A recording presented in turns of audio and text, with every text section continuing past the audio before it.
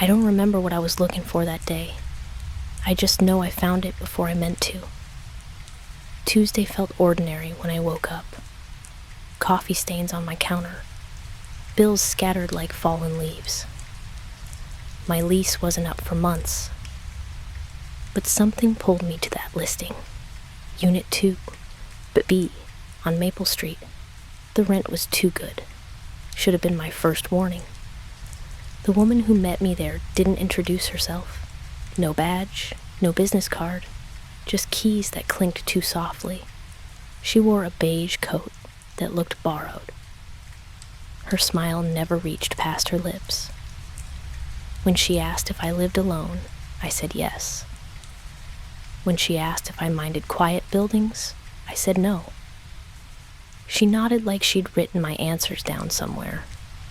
The apartment smelled like someone had just made tea. Not fresh tea, the kind that sits too long. Steam still hung in the kitchen window. A single cup sat in the sink, lipstick stain around the rim. Pink shade I'd never worn. She noticed me staring. "Previous tenant left in a hurry," she said. Her voice sounded rehearsed. The living room felt familiar. Wood floors that creaked in the same places mine did. Windows facing east, just like home. Even the light switch was positioned where muscle memory expected it. I found myself reaching for it before looking. The woman watched my hand move. "Feels right, doesn't it?" Something about her question made my skin tighten. I told her I was just browsing, wasn't ready to move. She walked to the bedroom anyway. I followed because staying alone in that kitchen felt worse. The bedroom had marks on the walls, faint rectangles where pictures had hung, nail holes too small to notice unless you looked close. I always looked close. The closet door stood slightly open. Clothes hangers faced the same direction. 3 empty, one holding a sweater I recognized. Gray wool, cable knit, same one hanging in my closet at home. "Furnished or unfurnished?" I asked. She tilted her head. "Depends what you bring." The bathroom mirror reflected too much, not just my face, but the hallway behind me. A hallway that seemed longer than it should be. I turned around. Regular length, nothing strange. When I looked back at the mirror, my reflection had moved before I did. I told her I needed time to think. She handed me papers I hadn't seen her carrying. "Application," she said. "No rush, but the apartment knows when it's ready." My name was already written at the top. Same handwriting I'd used that morning on my grocery list. I stared at the ink, tried to remember writing it. The woman locked the door behind us. Metal clicked twice, even though she only turned the key once. "You'll be back," she said. Not a question, statement of fact. I walked to my car without looking at the building again. Needed distance from those windows, from the way they seemed to watch. The engine started on the 3rd try, like it always did. Radio played songs I'd heard before but couldn't name. Driving home, I tried to picture my own apartment, the blue couch, coffee table with the wobbly leg, plants that needed watering. Details felt fuzzy, like remembering a dream after waking up. I knew they were there, just couldn't hold them clearly. My building looked smaller when I pulled up. Same gray brick, same number on the door, but something had shifted. The proportions felt wrong. I climbed stairs that seemed steeper than usual. My key stuck in the lock longer than normal. Inside, everything sat exactly where I'd left it, but the air felt different, thinner somehow. I checked the kitchen. My coffee cup from morning was gone. Sink was empty, clean, like I'd never made coffee at all. But I remembered drinking it, remembered burning my tongue on the first sip. I called the number from the rental listing. Busy signal. Tried again an hour later. Same thing. The paper with my application had no company name. No address except for the apartment I'd seen. Just a phone number that wouldn't connect. That night I dreamed about tea. Not drinking it, just watching steam rise from a cup I couldn't reach. The kitchen looked like mine, but smelled like lavender. Someone hummed in the next room. Voice I almost recognized. When I tried to follow the sound, walls stretched longer. Hallway extended past where it should end. I woke up thirsty, stumbled to the kitchen for water. The cup from my dream sat in the sink. Pink lipstick stain around the rim. Same shade from the apartment showing. I'd never owned that color. Never would. Checked my phone. 3:14 in the morning. Time I always woke up when something was wrong. I stared at the cup until sunrise. Tried to convince myself it belonged to someone else. Someone who'd never lived here. But the lipstick stain looked fresh, and the tea inside was still warm. The first night I dreamed of the apartment, it had no doors, just openings that led to rooms I'd seen during the showing, kitchen with the lingering steam, bedroom with phantom picture frames, bathroom mirror that held too much. I wandered between spaces, searching for exits that kept disappearing. My own kitchen started looking smaller by morning. Counters seemed closer together. Cabinets hung lower than they used to. I measured with my hands, span from thumb to pinky. Same distance as always, but the space felt compressed, like someone had pushed the walls inward while I slept. Found my winter coat hanging in the front closet. Strange because I'd stored it in the bedroom weeks ago.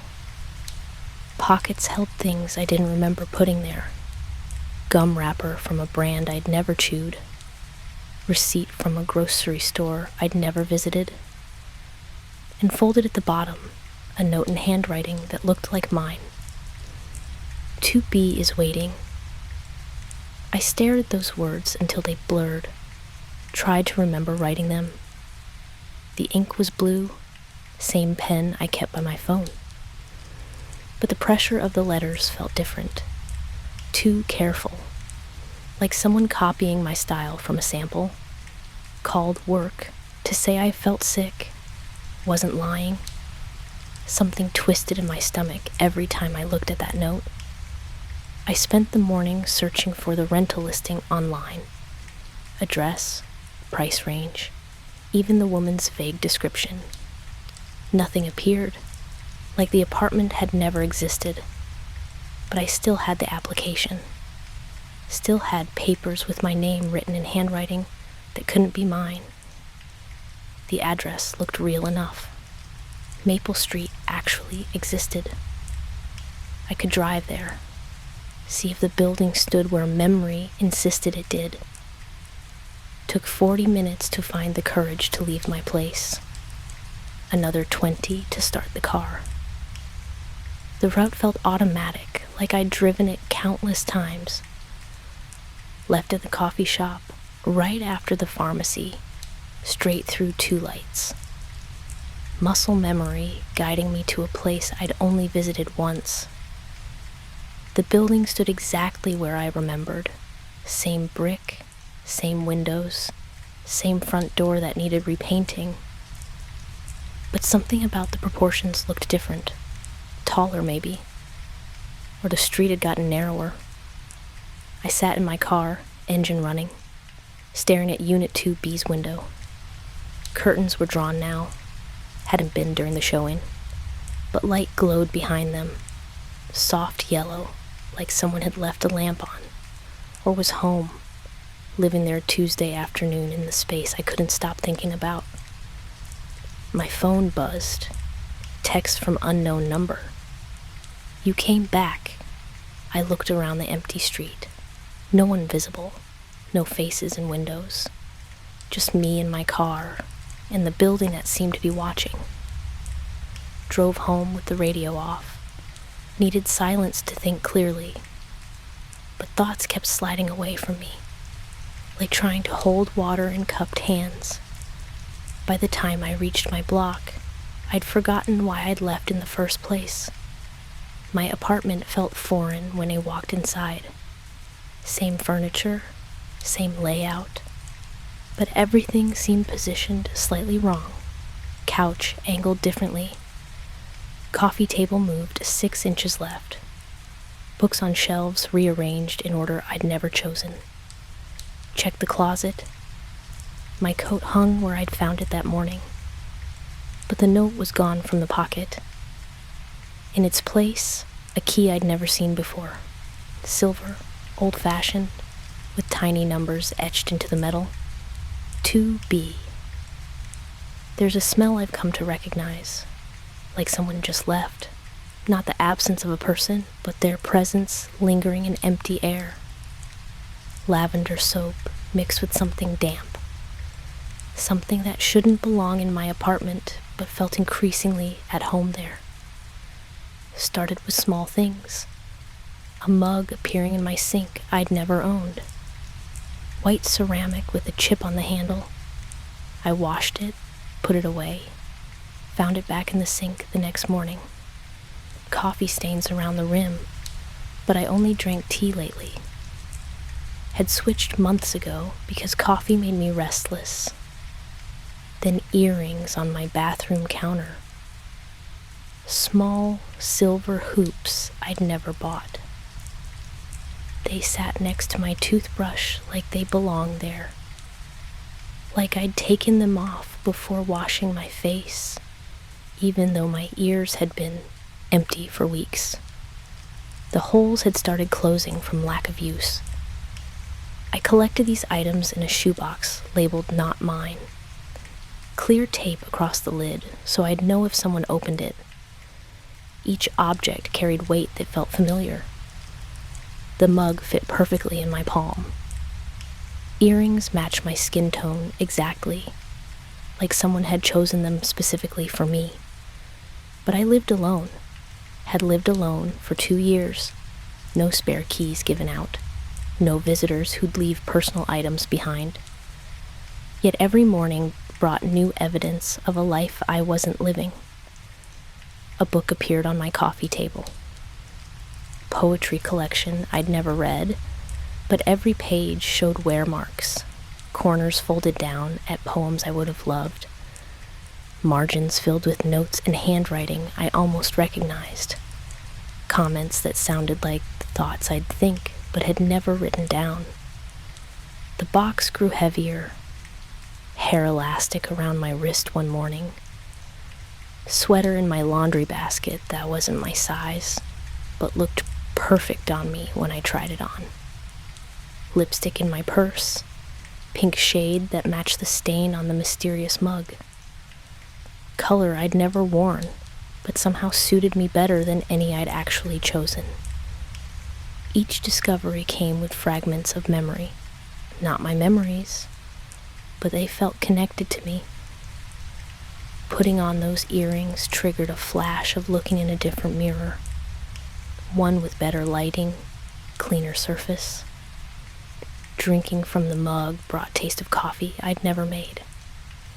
Rich, dark, with cream I didn't keep in my refrigerator. I started taking pictures of my apartment before bed.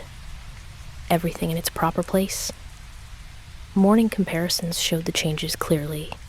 Items moved, added, rearranged. But the photos also revealed something else. My reflection in the bathroom mirror grew sharper each day, more defined, like someone was learning to copy it more accurately. The woman from the apartment showing called on Thursday. Same voice, same careful pronunciation. "How are you settling in?" she asked. "I haven't moved," I told her. Long pause. Then, "Haven't you?" Line went dead before I could answer. But looking around my apartment, I wasn't sure anymore. The walls seemed familiar in a way that had nothing to do with living there for 3 years. The furniture fit me better than I remembered. Even my reflection looked more like someone I might actually be. I used to keep the intercom unplugged until I started needing to hear it. 3:14 in the morning, every night for a week. Same time I'd been waking up since the apartment showing. Same time someone wanted to reach me through a system that hadn't worked since I moved in. The first buzz made me check the wiring. Nothing connected, just loose ends behind the wall plate, dangling like dead nerves. But the sound was real. Metallic echo bouncing through my kitchen. I pressed the button out of habit. Static answered back. Second night, I left it alone. Let it buzz until it stopped. But lying in bed afterward, I felt like I'd ignored a call I was supposed to take. Like someone needed me to listen, and I'd chosen silence instead.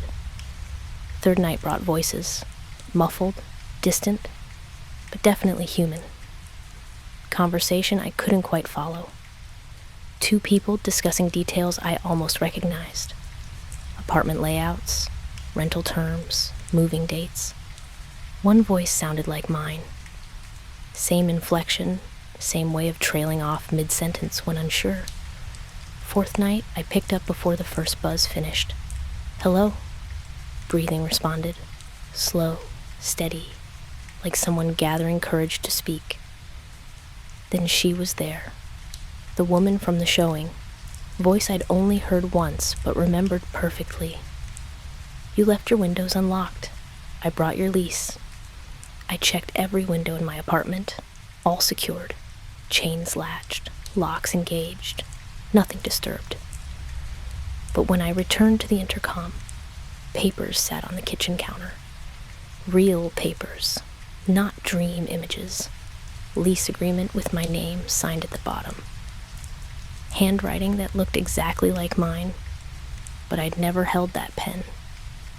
The signature was dated yesterday, but yesterday I'd worked a full shift. Come home, made dinner, watched television until bedtime. No time for apartment visits or document signings. Yet the ink looked fresh, still slightly raised from the paper, like it had just dried. Read through the lease carefully. Same address from the showing. Same unit number. Rent amount I could afford, but had never agreed to pay. Move-in date listed as today. But I hadn't moved anywhere. Still sat in my kitchen at 3:20 in the morning, staring at a contract I'd apparently signed. The woman called again Friday, not through the intercom this time. My actual phone, number I'd never given her. Settlement went smoothly, she said. Key pickup is tomorrow. I don't understand. You signed the lease, paid first month, security deposit cleared. I checked my bank account while she talked. Balance looked normal. No large withdrawals, no rental payments, but a check I'd never written was cashed 3 days ago. Made out to Maple Street Properties in my handwriting. Amount that exactly matched the lease terms. There's been a mistake, I told her. No mistakes, just timing. Her voice carried the same rehearsed quality from our first meeting. Your things are being moved this weekend. No moving company called. No boxes appeared. No packing tape or bubble wrap delivered. But Sunday morning I woke up to emptier spaces. Books missing from shelves. Clothes gone from my closet. Coffee maker vanished from the counter. Not stolen, just absent. Like they'd never been there at all. Only the mystery items remained. The mug, earrings, poetry book, sweater. Objects that didn't belong to me but felt more mine than anything I'd actually purchased. They seemed to glow against the emptying rooms. anchors in a space that was slowly becoming unfamiliar. I woke up on a different side of the bed, facing a window I didn't recognize. Everything was nearly mine. Same books, same clothes, same handwriting on my grocery list, but it all felt copied, like someone had recreated my life with careful attention to detail, but missed the small imperfections that made it real. The window showed a view I'd never seen from my bedroom. Different building across the street, different angle of sunlight, trees in slightly wrong positions. But the light felt familiar, like I'd woken up to it for years instead of hours. My coffee maker sat on a counter that was the same height as mine, but somehow different. Same white tiles behind it, but the grout lines seemed newer, cleaner, like someone had scrubbed away years of accumulated living and started fresh. Found a box in the closet labeled kitchen in my handwriting, already unpacked. Contents arranged exactly where I would have put them if I'd been the one doing the arranging. But I remembered going to sleep in my old apartment, remembered locking the door, checking the windows, setting my alarm for 7:30. My phone showed dozens of missed calls from my old landlord, voicemails about lease termination, security deposit returns, forwarding addresses. I'd never given notice, never contacted him about moving. But according to the messages, I'd submitted proper paperwork weeks ago, tried calling him back, number disconnected, tried looking up my old address online. Street view showed an empty lot where my building should have been. Construction equipment parked where my front door used to stand. Sign reading, future site of Riverside Commons, planted in dirt that had once been my living room. My calendar showed different dates circled than I remembered marking. Appointments I'd never made, meetings with doctors I'd never seen, hair salon visits scheduled for times I was supposed to be at work. But when I called work, they said I'd requested vacation days, approved time off I'd never asked for.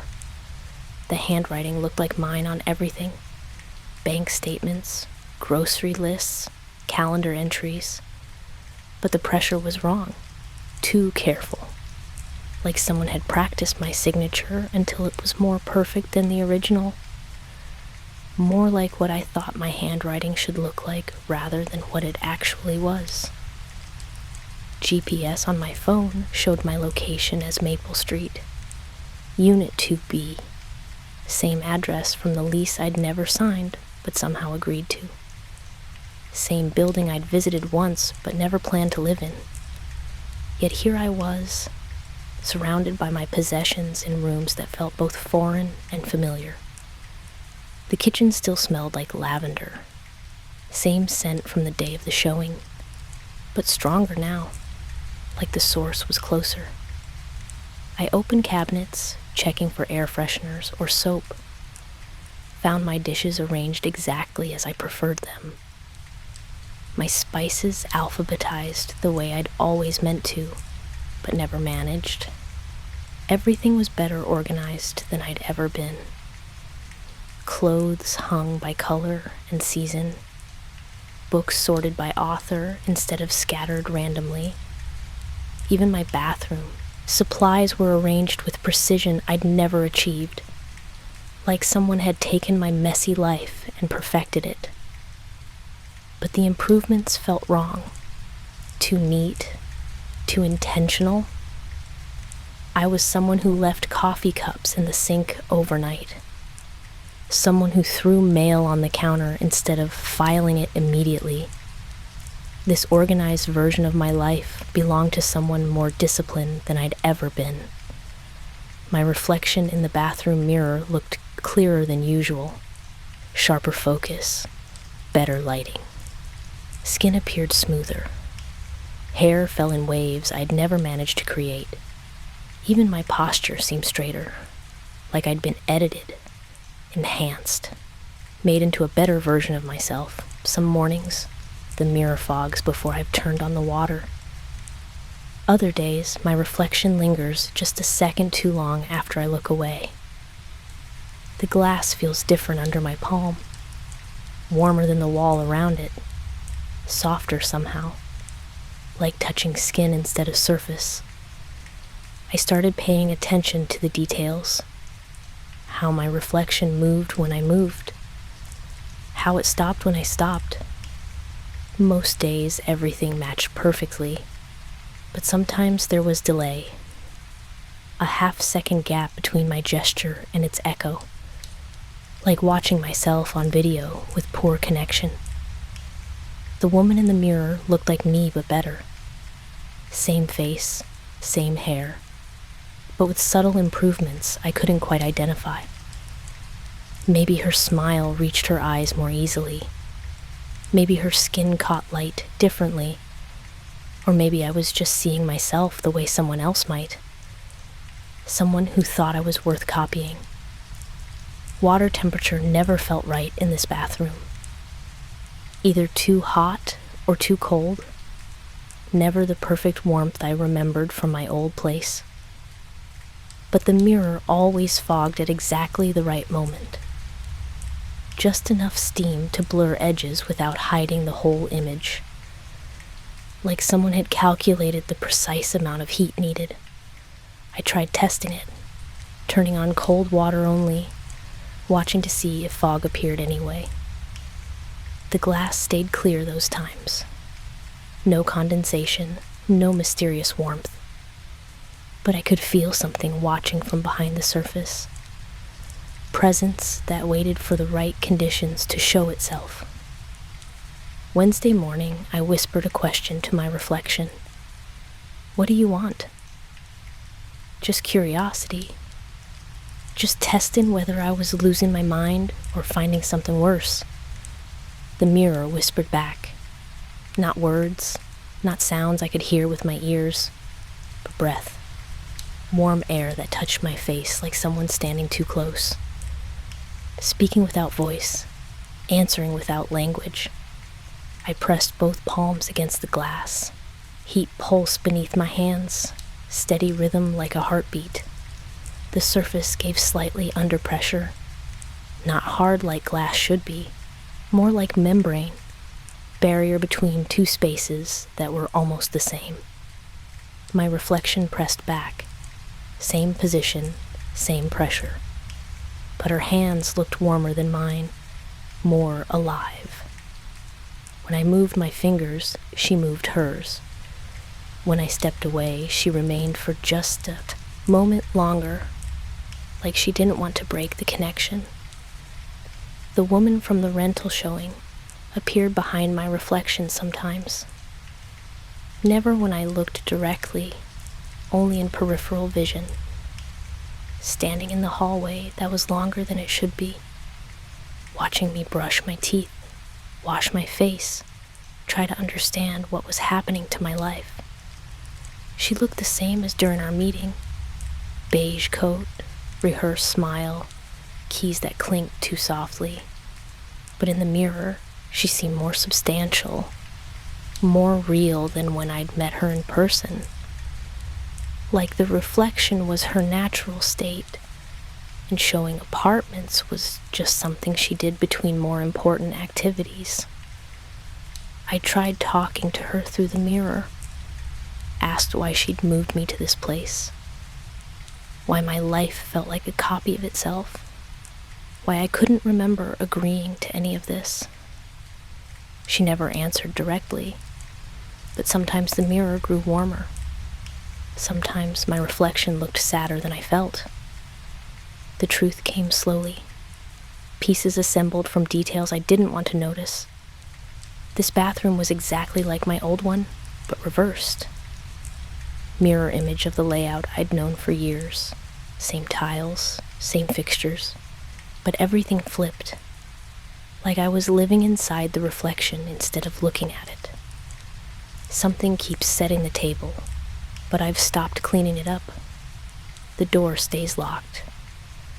I check it every night before bed, again when I wake at 3:14, once more before leaving for work. But mud appears on the floor by morning. Small footprints and patterns I don't recognize. 2 mugs sit on the kitchen table now instead of 1. Same white ceramic with a chipped handle, but multiplied. Both show coffee stains. Both smell like lavender. I only drink tea lately, have for months.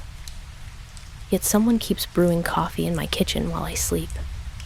The footprints are smaller than mine, narrower, like someone with delicate feet who walks carefully. They start at the front door and end at the kitchen table. No trail leading back out, as if whoever visits simply vanishes after their coffee instead of leaving through conventional exits. I heard them Tuesday night. Slow steps across hardwood, deliberate pace of someone who knows where they're going. I lay in bed listening, afraid to investigate. The sound stopped when I held my breath, started again when I exhaled, like my breathing was a signal. "Who's there?" I whispered into the darkness. Footsteps paused, complete silence for several heartbeats. Then they resumed, softer now, more careful, moving toward the kitchen where morning would reveal fresh evidence of nighttime visitors. Thursday, I stayed awake on purpose, positioned myself in the living room with clear view of the front door, watched until my eyes burned, listened until my ears created sounds that weren't there. Nothing happened while I observed. But when exhaustion finally forced me to close my eyes, I heard the familiar rhythm. Someone walking through my locked apartment. The table was set for breakfast when I woke. 2 plates, 2 cups, 2 sets of silverware. Everything arranged with precision I'd never achieved. Even the napkins were folded into shapes I didn't know how to make. Someone had prepared for a meal we'd never share. Found a note tucked under my plate. Same handwriting that looked like mine, but wasn't. "Thank you for having me over." Present tense, like the visit was still happening.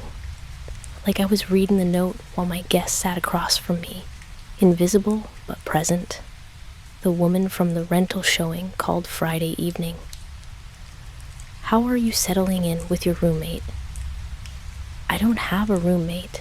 Pause, papers rustling in the background. Application shows 2 occupants.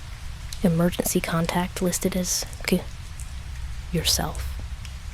I'd never listed myself as my own emergency contact, never filled out applications for shared housing, but she read details that sounded accurate.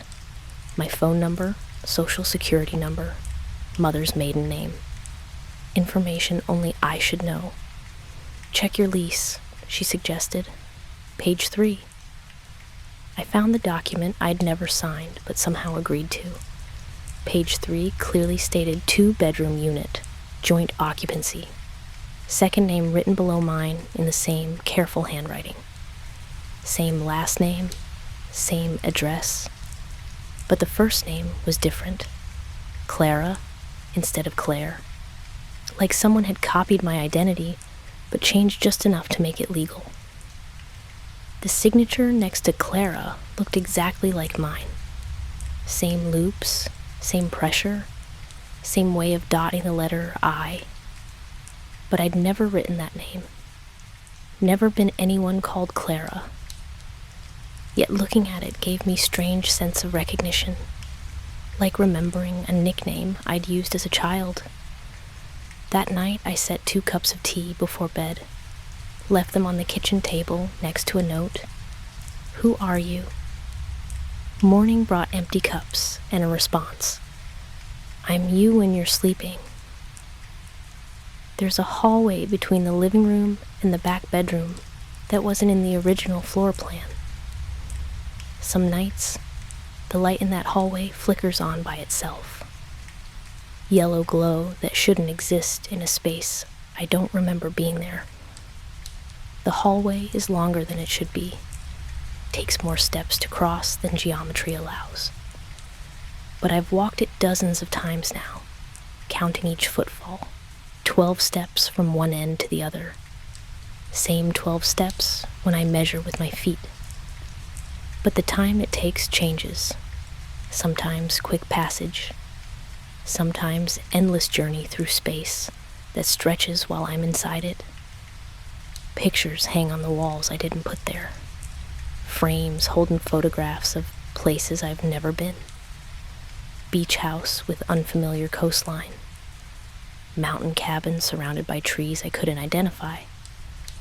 City skyline from an angle that didn't match any place I'd visited. But the woman in each photo looked like me, stood like me, smiled with my mouth. The light switch sits in the wrong position, too low on the wall, like it was installed for someone shorter than me. But when I reach for it, the height feels natural, like my muscle memory expected it there, like I'd been turning on this light for years instead of weeks. I stood at the edge of that hallway last night and listened. Humming drifted from the far end, same melody I'd heard through the intercom, same voice that called me at 3:14 every morning, but clearer now, closer, like someone standing just around the corner. "Clara?" the voice said. My name, but not my name.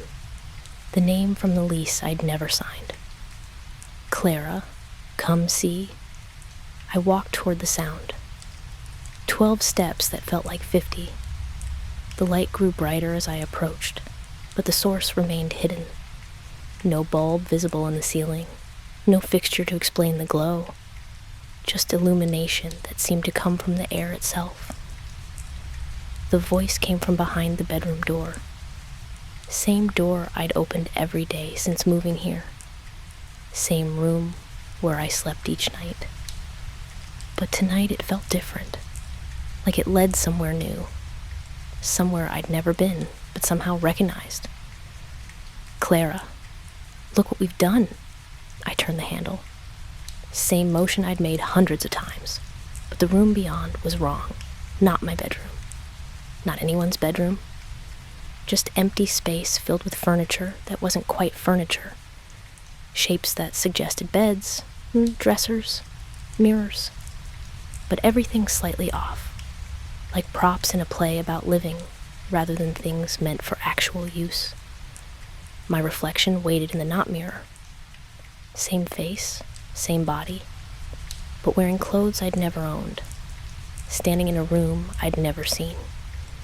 She raised her hand when I raised mine, smiled when I smiled, but her movements came first, like I was a reflection copying her instead of the other way around.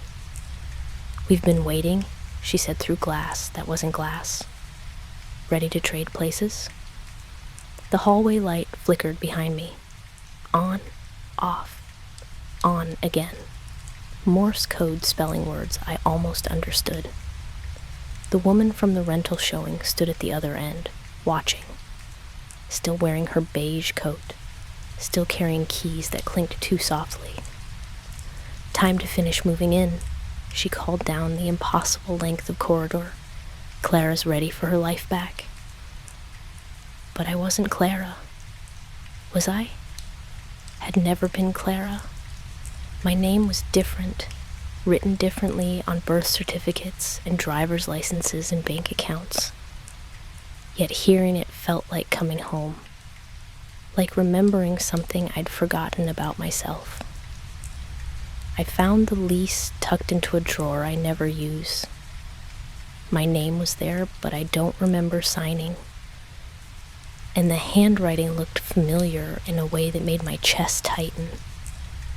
Same loops and flourishes I'd seen on birthday cards when I was 12. Same careful slant from thank you notes my mother made me write to relatives. The signature belonged to someone who'd learned to write the way I learned. Same elementary school method. Same teacher who insisted on proper letter formation. But the pressure was different, heavier, like someone had traced over pencil marks with permanent ink, making temporary decisions last forever. I compared it to notes I'd written recently. Shopping lists, phone messages, calendar entries. My current handwriting looked rushed, sloppy, like I'd stopped caring about appearance and focused only on speed. But the least signature showed patience. Time taken to make each letter perfect. Found old birthday cards in a box under my bed. Messages from relatives, friends, school acquaintances. Handwriting samples spanning 20 years. I laid them out chronologically, watching my style evolve. Early cards showed the same careful formation as the lease. Same attention to detail. Same pride in penmanship. When had I stopped writing so carefully? When had speed replaced precision? I couldn't pinpoint the moment, but somewhere between childhood and now, I'd lost the desire to make my handwriting beautiful. Had started seeing it as purely functional instead of expression of self. The lease was signed by the person I used to be. Someone who took time with letters. Someone who believed handwriting mattered. But I wasn't that person anymore. Hadn't been for years. Yet the signature looked fresh. Ink that had dried recently, not faded with time. Called my mother Friday evening. Asked about handwriting analysis. Whether people's writing could change dramatically over short periods. She laughed. Said I'd always been interested in strange topics. Your handwriting was beautiful as a child, she said. Very precise, very controlled. You spent hours practicing letter formations. I didn't remember practicing, didn't remember caring about penmanship. But she described someone I might have been. Someone who valued appearance over efficiency. Someone who signed documents with pride instead of resignation. Then you hit teenage years and everything became messy, rushed. Like you couldn't write fast enough to keep up with your thoughts. That sounded right. That sounded like the person I remembered being. But looking at the lease signature, I wondered if the careful child had ever really disappeared. Maybe she'd just been waiting. Maybe she'd been practicing in secret, getting ready for the moment when precision mattered more than speed. The woman from the rental showing knew about handwriting. Had to. Otherwise, how could she have predicted which signature I'd use? How could she have prepared documents that required the exact formation I'd learned 30 years ago, but hadn't used since elementary school? Unless I had used it. Unless part of me had been writing carefully all along. Signing things while I slept. Filling out applications when I wasn't paying attention. Living a parallel life where handwriting still mattered. Where documents deserved beauty instead of just legibility. Asked the mirror who I was. Same question I'd been avoiding for weeks. Same question that felt more urgent each morning when I woke up in a life that almost fit but didn't quite match my memories. The reflection didn't answer with words, but she picked up a pen, wrote my name, Clara. Letter formations exactly matching the lease signature. Same pressure, same precision, same pride in making something permanent and beautiful. I was watching myself write, but I wasn't moving my hand, wasn't controlling the pen. Someone else was using my reflection to practice my signature. Someone who remembered how to write the way I'd forgotten. Someone who'd been patient enough to wait until the right moment to reclaim what belonged to her. The furniture fits me too well. The closets only hold my size. I looked out the window yesterday and saw my old apartment across the street. Empty, lights off, just watching. She called again last night. No intercom this time. Just her voice from inside the bedroom. "Do you like it?" And I said yes before I even meant to. Everything about this place was designed for someone exactly like me. Cabinet heights perfect for my reach. Shower pressure adjusted to my preference. Even the mattress felt broken in specifically for my body weight and sleeping position. Like someone had studied me for months, learning every detail needed to create the ideal living space. But the perfection felt wrong. I wasn't someone who lived in ideal spaces. I was someone who adapted to flawed apartments, who made do with inconvenient layouts, who learned to love places despite their problems. This apartment had no problems, no character flaws to overcome, no quirks to accept. The woman across the street appeared at regular intervals, same time each day, standing at the window that used to be mine. She wore clothes I recognized, moved with gestures that looked familiar, but distance made her face unclear. Could have been anyone. Could have been no one. "Do you miss it?" The voice asked from somewhere behind my left shoulder. Same woman from the rental showing. Same careful pronunciation. But she sounded closer now, more present, like she was standing in the room instead of speaking through walls. I turned around, empty space, but the air felt disturbed, like someone had just stepped away. The scent of lavender hung stronger than usual, and my reflection in the bedroom mirror showed two figures instead of one. Me in the foreground, someone else barely visible behind me. "Miss what?" I asked the empty room. "Being yourself." The question made my skin feel too tight, like I'd been wearing someone else's clothes for so long, I'd forgotten what my own felt like. When was the last time I'd made a decision that felt completely natural? When had I stopped feeling like myself and started feeling like someone playing me in a story about my life? My old apartment across the street flickered between occupied and empty. Sometimes lights glowed in windows. Sometimes movement suggested someone still lived there. But other times it looked abandoned, hollow, like a set piece waiting for actors to return and continue their performance. The phone rang at 3:14, same time as always. But when I answered, I heard my own voice speaking back to me. Not an echo, not a recording. Someone else using my voice to have a conversation I wasn't part of. "She's ready," my voice said to someone I couldn't see. "The transition is complete." "Ready for what?" I asked, but the line had already gone dead. Or maybe I was the one who'd hung up. Hard to tell anymore which actions belonged to me and which belonged to the person I was becoming. The person I'd always been, but had forgotten how to be. Looked in the mirror one last time before bed. My reflection looked exactly like me now. No delay, no subtle improvements, no signs that someone else was controlling the image. But that felt wrong too. Like the process was finished. Like whoever had been learning to be me had finally mastered the performance.